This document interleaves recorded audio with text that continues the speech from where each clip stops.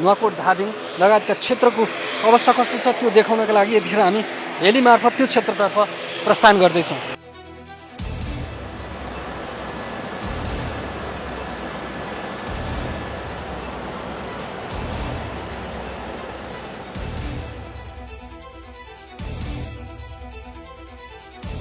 भन्सार चाहिँ यहाँनिर थियो, यहाँ मेन भन्सार थियो, गाडीहरू सबै राख्ने यहीँनिर हो।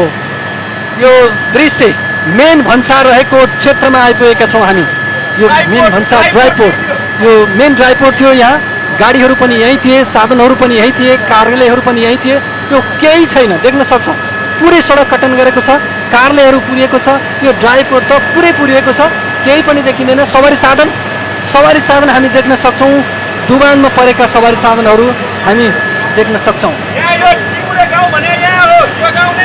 अहिले यो टिमुरे गाउँ आइपुगेका छौँ। दर्शकवृन्द, हामी तपाईँलाई यो टिमुरे गाउँको अवस्था देखाइरहेका छौँ। यो हामीले दृश्यमा तल देखाएको टिमुरे गाउँ हो। यो बस्ती नै अहिले छैन, यो बस्ती नै सखाप छ। देख्न सक्नुहुन्छ यो टिमुरे भन्ने रसुवाको टिमुर स्थित टिमुरे गाउँ। यो क्षेत्रमा होटेलहरू थिए, हेलिप्याडहरू थिए, यहाँ होटेलहरू, हेलिप्याडहरू, भवनहरू थिए। यो केही छैन। यो टिमुरेको यो ल यो चाहिँ चिनको भन्सार कार्यालय, चिनको भन्सार पनि पुरिएको छ, केही छैन। दर्शकवृन्द, हामी तपाईँलाई देखाउँदैछौँ यहाँ केही छैन। यो चिनको भन्सार कार्यालय रहेको क्षेत्र हो। यो क्षेत्रमा अहिले केही पनि छैन, पुरै खण्डहरमा परिणत भएको छ। यो चाहिँ चिनिया एरिया हो। दर्शकवृन्द, यहाँबाट अगाडिपट्टि देखिएको क्षेत्र चिनिया एरिया हो। त्यतातर्फ जान नपाइने भएका कारणले गर्दा हामी पुनः त्यसतर्फ फर्किएका छौँ। यो चिनतर्फको भूभागमा पनि निकै ठुलो क्षति गरेको छ। उताबाट पानी निकै ठुलो क्षति गर्दै आइरहेको देख्न सक्छौँ। यो अहिले पनि यहाँ चाहिँ पानी, लेदोसहितको पानी यो करिब 2:30 बजेको अवधिमा पनि बढिएको छ। अब हामी फेरि त्यो रसुवा र चिनको बोर्डरबाट अब हामी पुनः यही क्षेत्र हुँदै फर्किएका छौँ रसुवा सेब्रुबेसीतर्फ।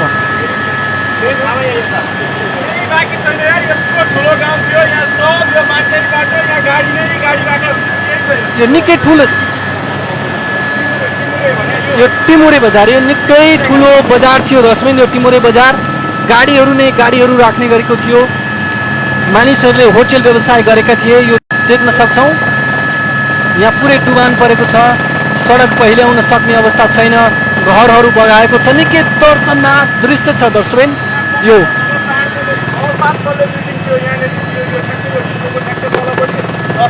ठुलो बिल्डिङ थियो, केही पनि छैन। उतापट्टि ऊहरू थियो, के अरे ड्राइपोर्ट थियो, गाडीहरू राख्ने थियो, केही पनि छैन। यो रसुवा भन्सार कार्यालयको ड्राइपोर्ट, हामी यो ड्राइपोर्ट देख्न सक्दैनौँ। दर्शकवृन्द, देख्नुहोस्, यो गाडीहरूलाई अलिक फोकस गरौँ। हामी गाडी देख्न सक्छौँ। त्यहाँ निकै चिनतर्फबाट ल्याइएका सवारी साधनहरू यो दर्शकवृन्द। यो सहकर्मी दिवाकर पोखरेल र हामी छायाङ्कन गरिरहेका छौँ। त्यो देख्न सक्छौँ गाडीहरू, केही गाडीहरू डुबानमा परेका। यो ड्राइपोर्ट हो भन्सार कार्यालयको। यहाँ डुबानमा परेका छन्, बगाएका छन्। कति बगाए र त्यसको कुनै आकलन छैन। हेलिकप्टरहरूले त्यहाँ राहत बाँडिरहेको छ। देख्छौँ यो भन्सार कार्यालय छेउमा स्थानीयहरूलाई राहत वितरण गरिरहेको छ। घरहरू पुरै डुबानमा छ। यो ठुलो बजार थियो, यो बजार पुरै ध्वस्त भएको छ। केही राहत र उद्धारको पर्खाइमा छन्। हामी देख्न सक्छौँ यो अवस्था निकै दर्दनाक छ।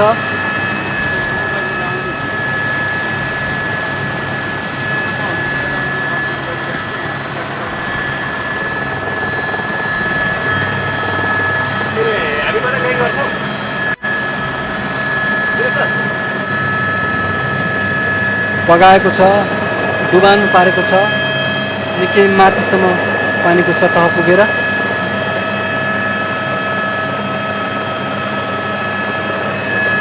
दर्शकवृन्द, यो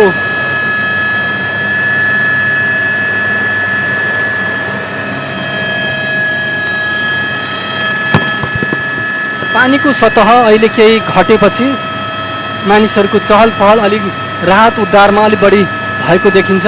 निकै ठुलो क्षेत्रमा कटान गरेको छ।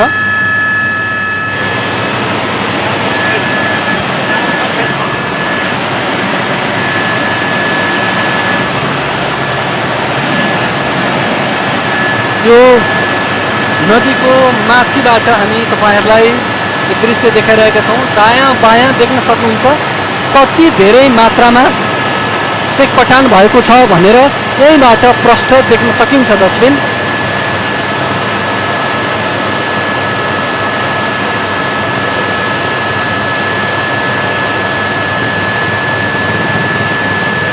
यो हेर्नुहोस्, यो सडक कहीँ देखिँदैन, सडक पुरै बगाएको छ।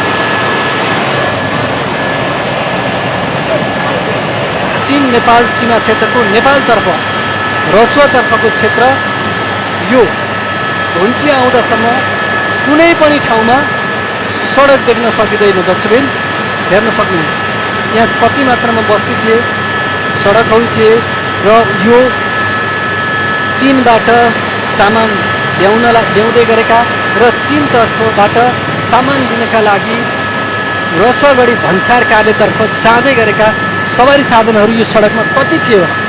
त्यो क्षेत्रको क्षति, मानवीय क्षति नै निकै ठुलो भएको आकलन गरिएको छ। सरकारले पनि त्यही भनेको छ। अन्य भौतिक क्षतिको त कल्पना गर्नै सकिँदैन। सडक पुरै कटान छ, सडक वरपरका बस्तीहरू पुरै कटान छन्, डुबानमा छन्, बगाएका छन्, भग्नावशेष छ। हामी तपाईँलाई देखाइरहेका छौँ स्याप्रुबेसी बजारको दृश्य। स्याप्रुबेसी बजार हेर्नुहोस् त, स्याप्रुबेसी बजार पुरै सडक यहाँ पनि छैन। स्याप्रुबेसी बजारमा पनि निकै माथिसम्मका घरहरू बगाएको छ। केही घरहरू आधा कटान गरेको छ, भग्नावशेषमा देखिन्छ। निकै माथिसम्म मात्रै मानिसहरू ल्याएर राखिएको छ। उल्टोपट्टि भएका थियो यो बजार पुरै डुबानमा छ, त्यसमा कटानमा छ, भग्नावशेष छ। पानीको सतह केही घटेको छ।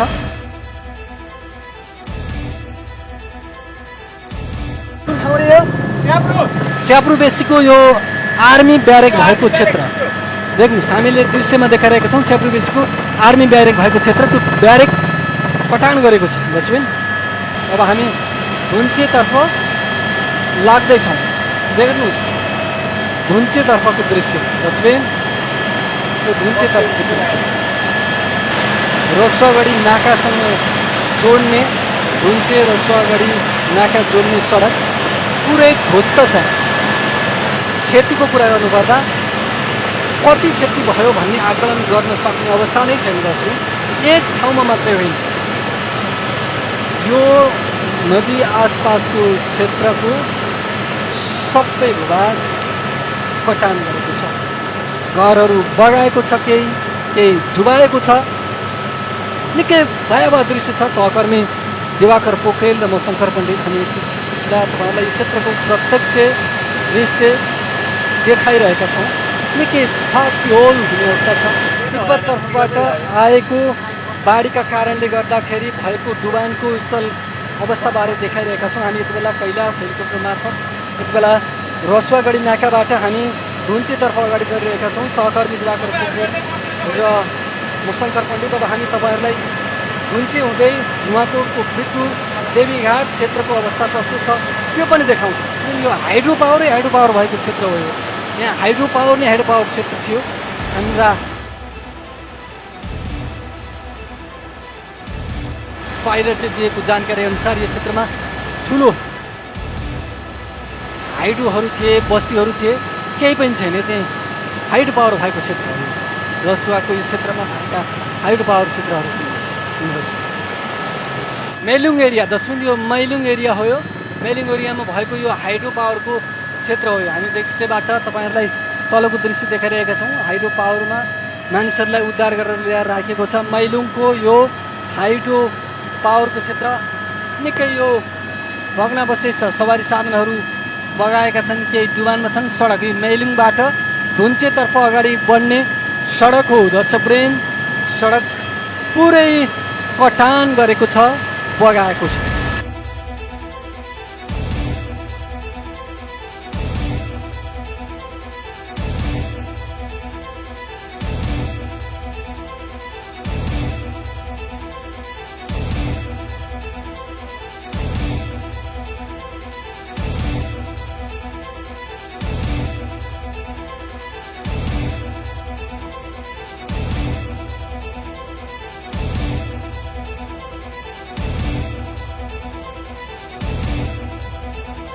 हेर्न सक्नुहुन्छ पहिला कस्तो थियो यो बस्ती, अहिले कस्तो छ। बस्ती उजाडिएको छ। बेत्रावती क्षेत्रको यो हाइड्रो पावर क्षेत्र।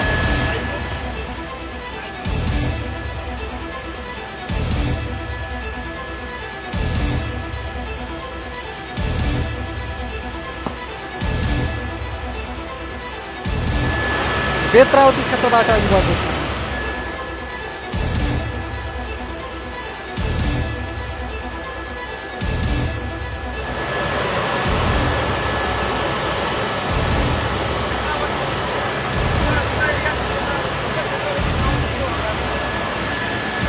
यो बेत्रावतीको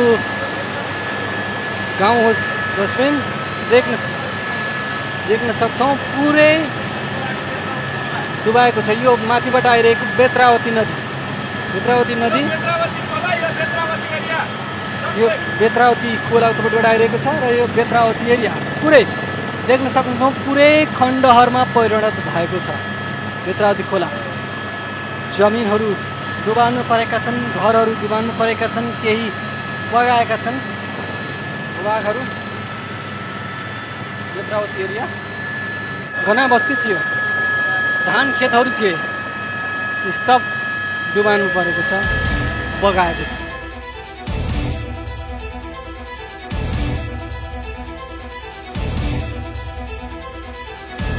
दृश्यमा देख्न सक्छौँ घरहरू केही भाग बगाएका छन्, केही भाग डुबाउनु परेको छ।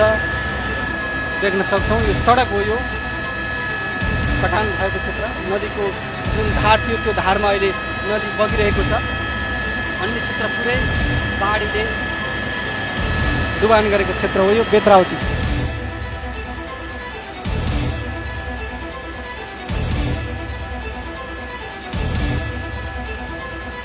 यो बेत्रावती बजार डस्टबिन देख्न सक्छौँ। बेत्रावती बजारमा निकै परसम्म डुबान गरेको छ, कटान गरेको छ, बस्तीहरू पुरिएका छन्।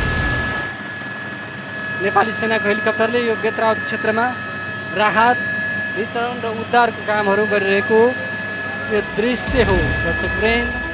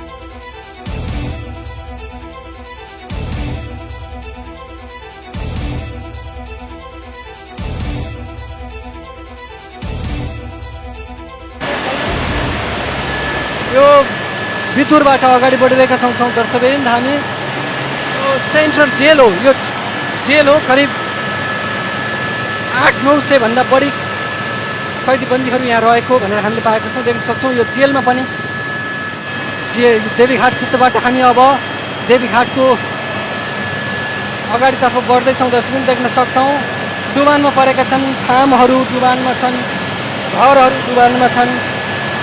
हामी बितुरबाटै देवीघाटतर्फ आउँदै गर्दाखेरि यो त्रिशुली नदी आसपासका सबै क्षेत्र डुबानमा परेका छन्, बस्तीहरू डुबानमा परेको छ। यो देवीघाट क्षेत्र हो दर्शकवृन्द।